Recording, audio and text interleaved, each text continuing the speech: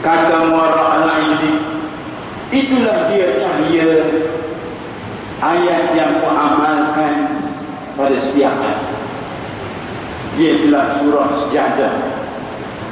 Surah Sejadah itu diamalkan tiap hari dan memang menjadi amalan Nabi sallallahu alaihi wasallam. Cahaya yang keluar daripada kepala itu adalah 14 ayat yang pertama. Yang keluar daripada kepala itu, kata Mu'arraq al-Ijli, dia orang meninggal, dia dah cerita. Dia akan membantu aku, mana dia dijaga.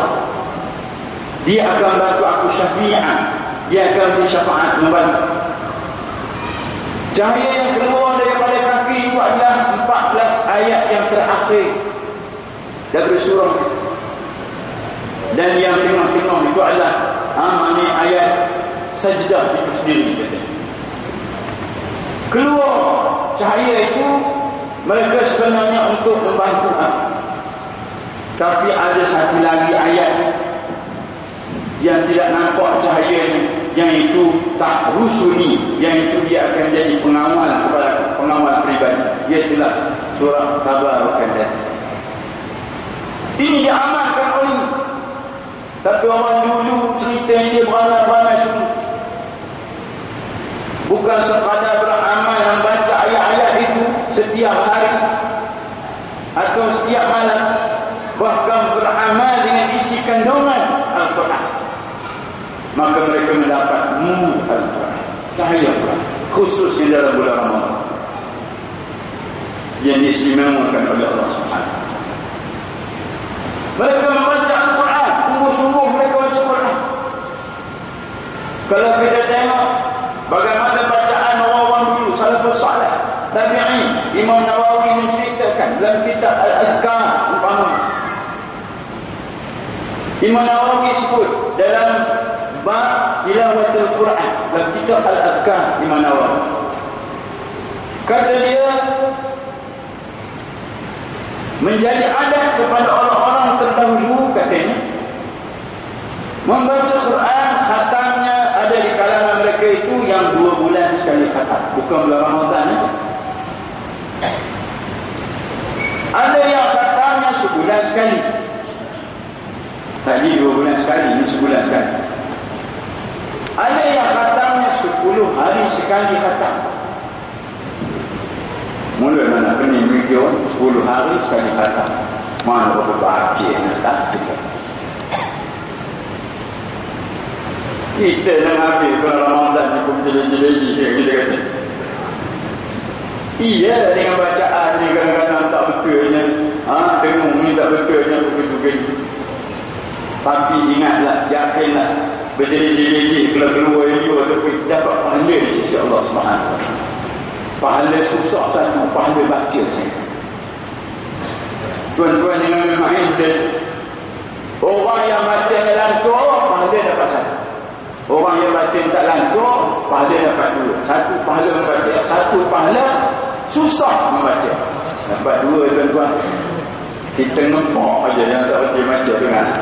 Jangan dia pula nak mana mengatakan dia lebih.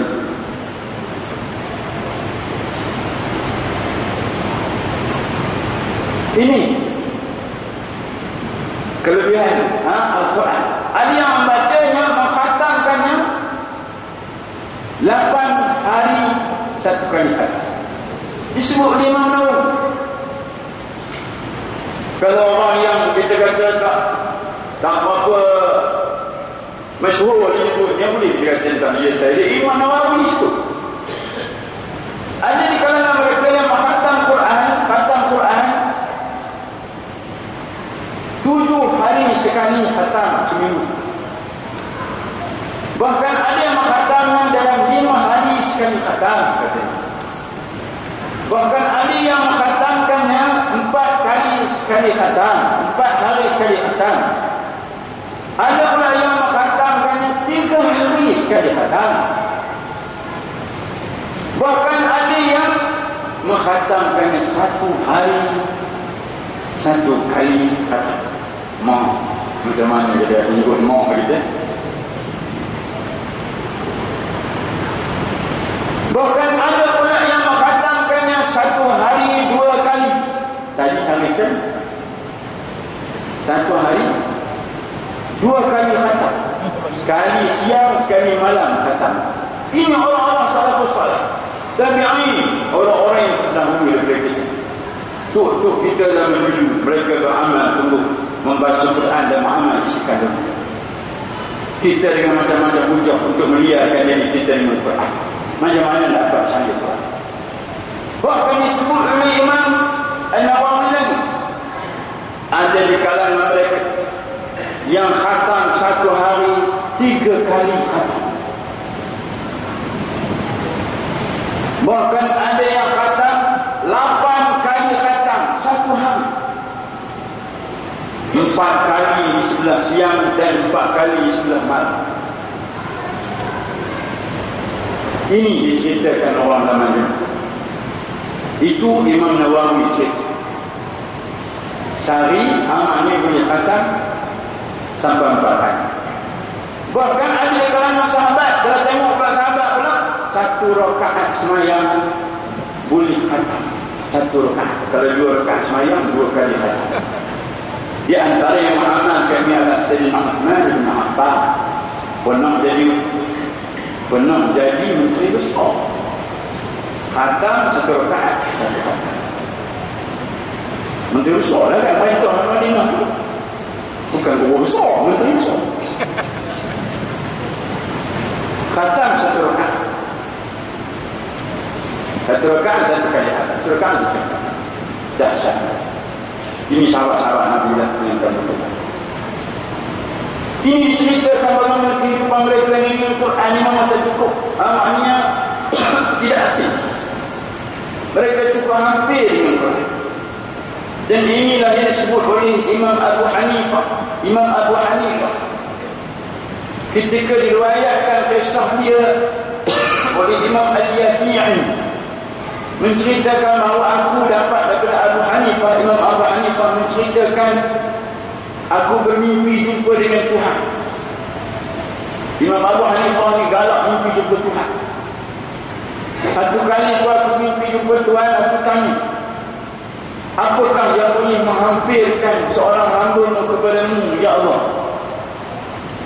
Dengan apa nak buat? Dengan apa benda nak menghampirkan diri kepadamu, ya Allah?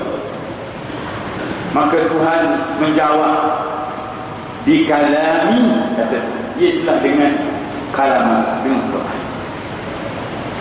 Oleh kerana itu disimpulkan, dan ulama-ulama pun menyimpulkan bahawa zikir yang paling afdal adalah Al-Quran. Zikir yang paling afdal adalah Al-Quran. Selain daripada zikir-zikir yang ditentukan waktunya oleh Nabi SAW, disebut waktu lepas asar atau pamali waktu akhir itu, itu dicari.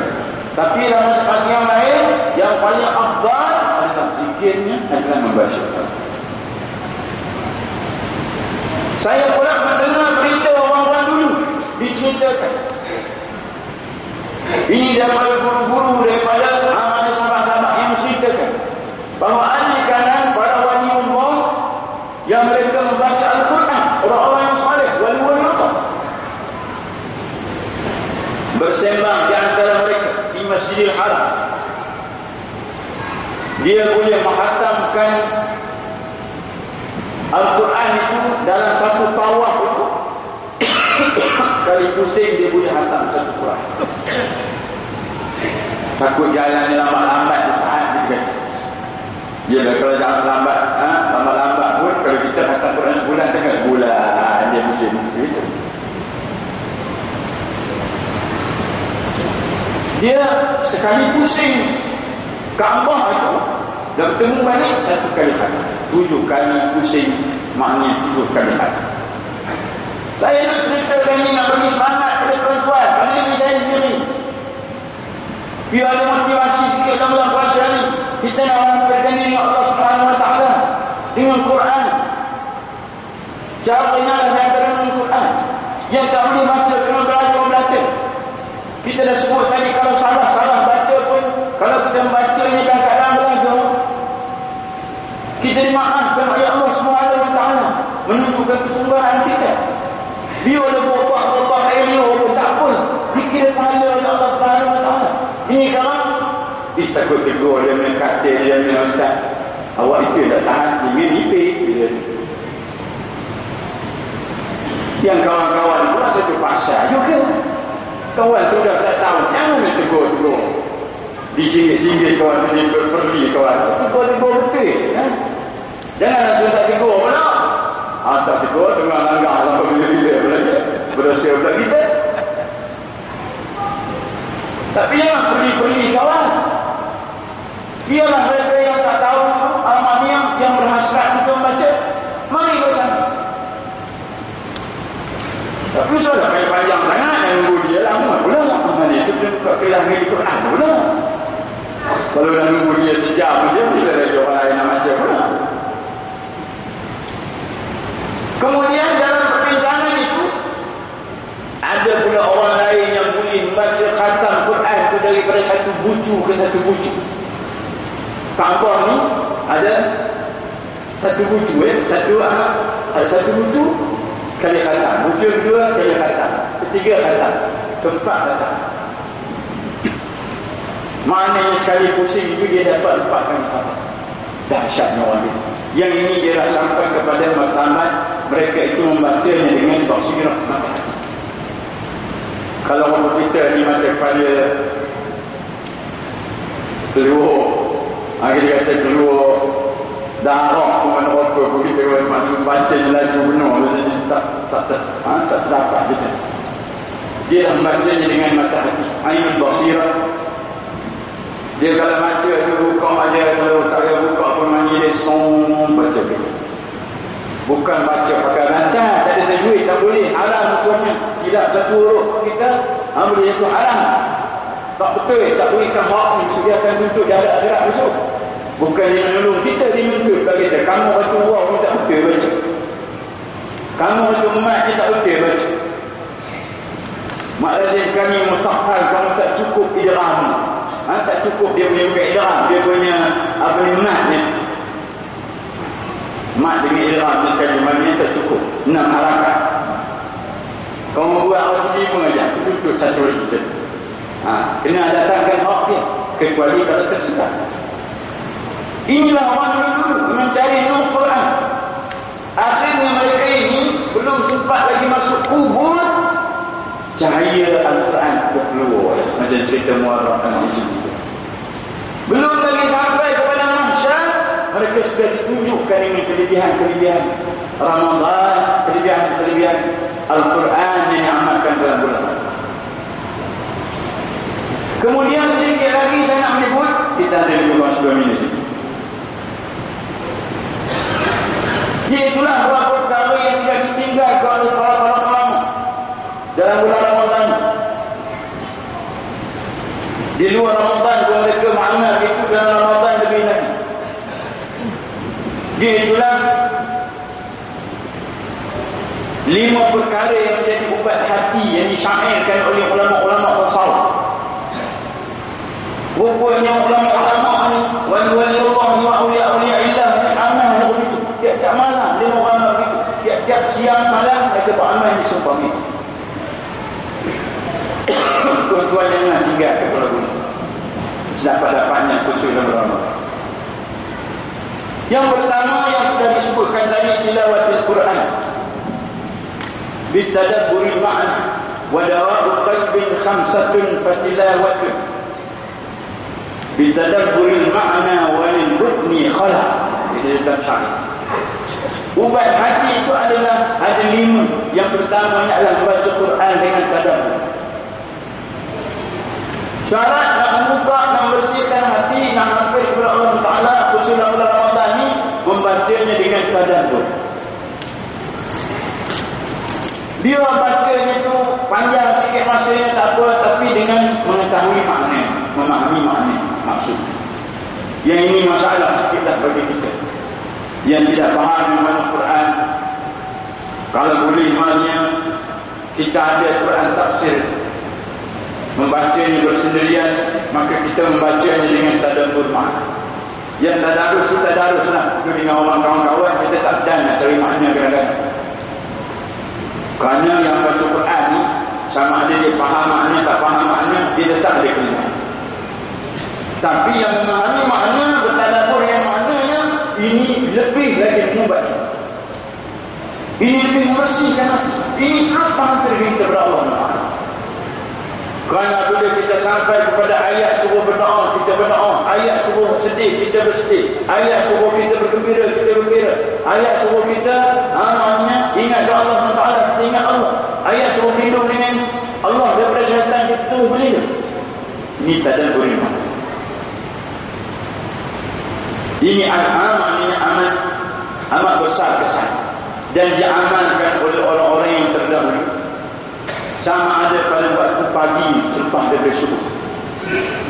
Selepas daripada subuh. Sekurang-kurangnya 40 ayat, kalau tidak pun 100 ayat. Ataupun kalau boleh pada waktu sahur. Pada waktu sahur, maknanya pada waktu sebelum makan sahur. Ini disebut sebagai nombor 1 untuk menghampirkan diri kepada Allah Taala. Quran. Baca Quran pada waktu yang tepat dan betul, confirm dia boleh bersihkan hati dan menghampirkan kita setapak kepada Allah SWT. Sila amalkan. Kalau tuan-tuan rasa amal ni dia tidak, sila amalkan. Setelah sebulan mengamalkannya, jumpa saya balik. Tengok macam mana dia punya kesan. InsyaAllah. Ini telah diamalkan oleh orang yang tidak boleh kita. Yang kedua adalah walil butni khalaq, mengosongkan perut. Inilah yang berlaku pada bulan Ramadan. Di luar bulan Ramadan mereka menyedikitkan makan. Dalam bulan Ramadan memang kita tak makan.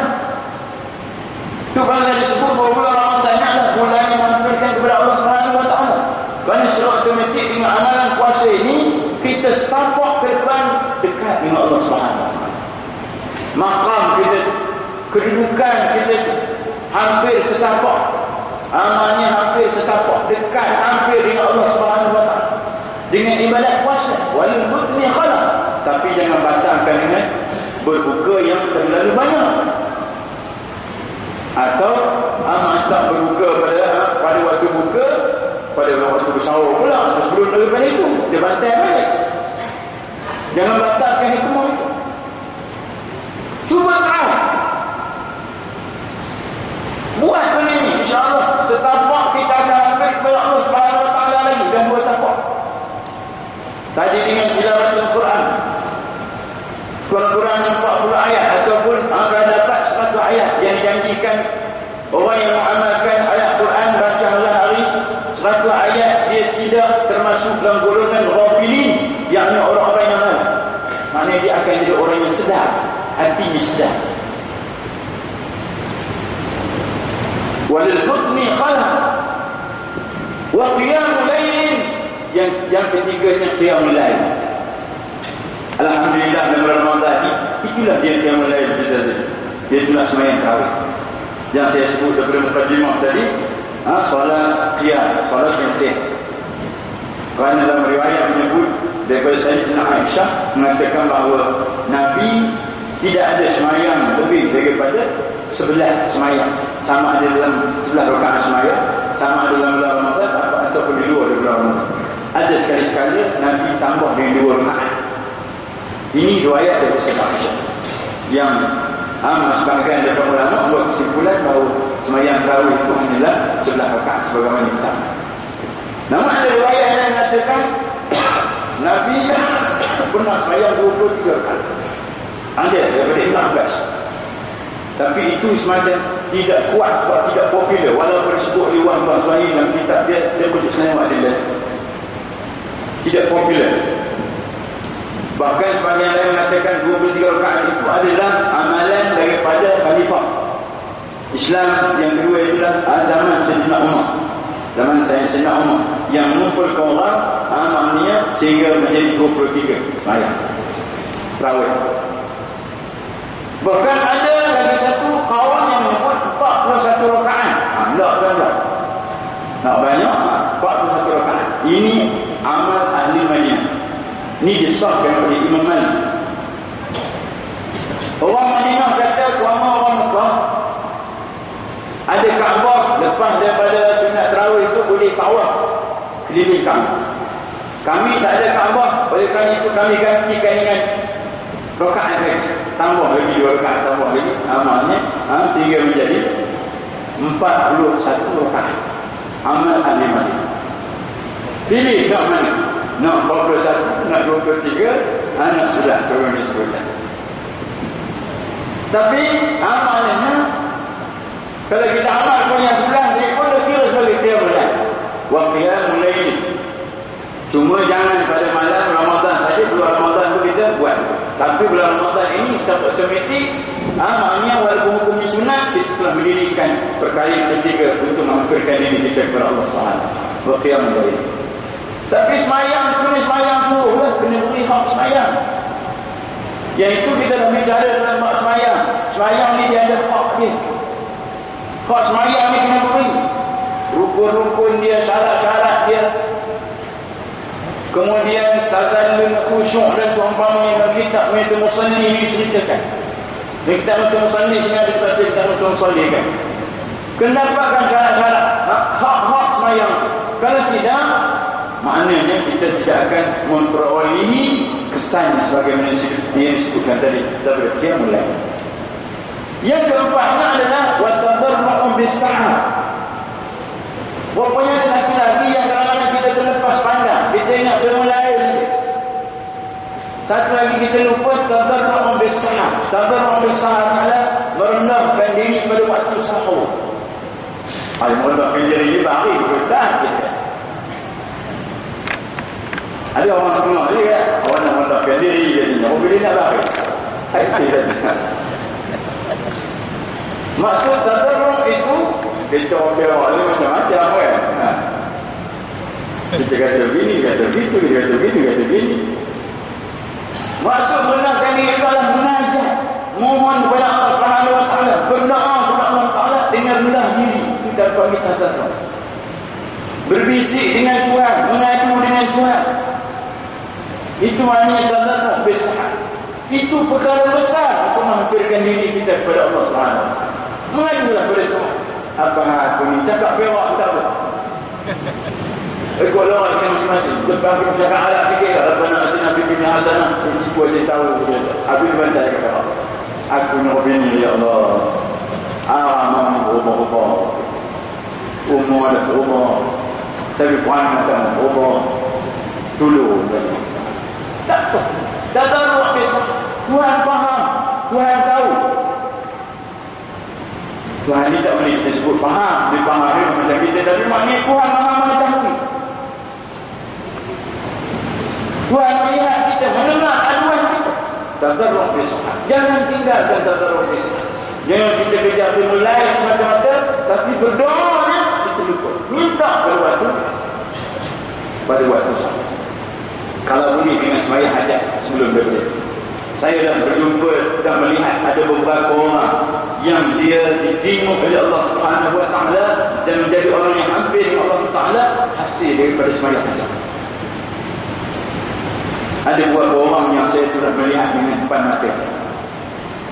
Sembahyang hajat 2 rakaat diterima oleh Allah Taala, dia jadi orang yang cukup rapat dengan Allah Subhanahu wa taala. Ini sembahyang hajat berdoa tadarruh bersyukur. Dan yang kelimanya adalah wa mujalatus salihin al-fuddala, iaitulah pergi menjarah orang-orang yang soleh. Ini juga kena amalkan dalam bulan Ramadan. Orang yang salih ini kita kena bergaul dengan dia. Mujalatus salihin itu maksudnya bergaul dengan orang-orang yang soleh. Orang yang salih ini kita kena bergaul dengan dia, kena buat program ziarah. Tak boleh seminggu sekali, 2 minggu sekali atau sebulan sekali pergi ziarah tutup. Pergi ziarah ustaz-ustaz dan seumpamanya yang boleh kita anggap dia saleh, maka kita pergi ziarah. Bukan nak lama sangat.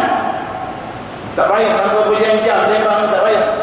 Tak payah cerita politik pun tak apa. Kita ni bang tak ada suruh dah tak ada tanya macam mana cerita tu sidang mahkamah tu besar. Kalau kita sedap senang dia tu. Dalam 10 minit dan 15 minit ni kita jumpa dia, kita ziarah, pergi ziarah rumah dia. Dalam majlis ilmu itu satu lah. Tapi dalam perjumpaan ziarah ni, orang-orang alim, orang-orang yang salih ni dia khusus.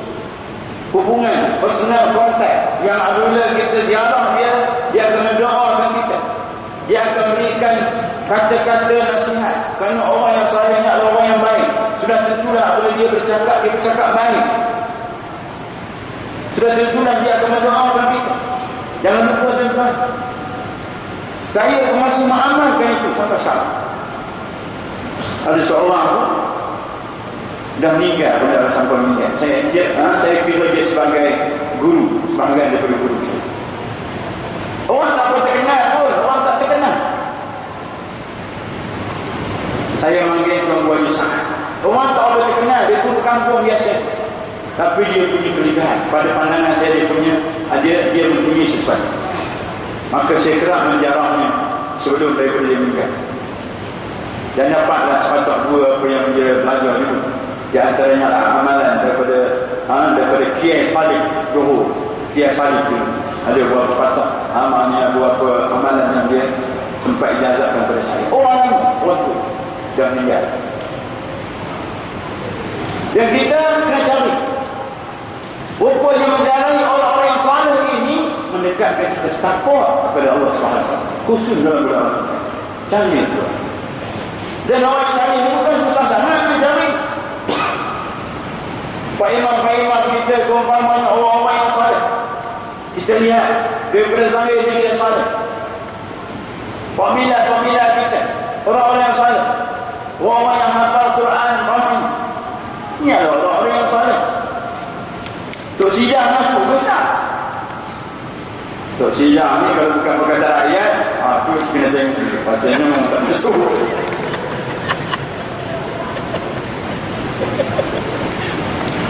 Jadi terpulanglah maknanya. Lebih hanya terpulang penilaian kita. Kalau kita menganggapnya dia saleh, sebab dia bersuhud misi ma'ruf, dia saleh, maka kita boleh menziarahi. Tujuannya bukan tujuan lain. Kita nak menghadirkan diri kepada Allah SWT. Itu tujuan. Niat kita datang tu, kita nak menghadirkan diri kepada Allah SWT. Aku ziarah ni, aku nak menghadirkan diri kepada Allah. Ini sebagai amalan orang dulu. Amal ni yang disarankan dalam syariat, maka pergi ziarah. Jalan di dalam 10 minit, 5 minit.